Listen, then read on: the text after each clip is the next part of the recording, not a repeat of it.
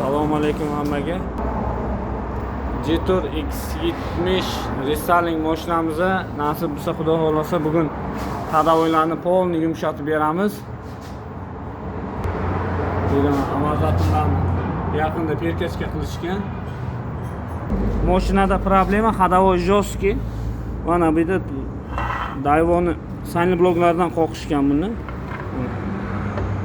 Umuman ichida ishlamayapti, nima deganda o'ynab yotibdi bu. Bu umuman mumkin bo'lmagan narsa. Mana Gentra sanli blok qoqishgan. Короче, mana shunaqa gap. Endi bu mashinaga nasib bo'lsa, xudo xolasa mana bir ichaga qo'yib, yangi mana sharovoylar bilan mana o'zini sanli blogi. Mana buni mes qilamiz.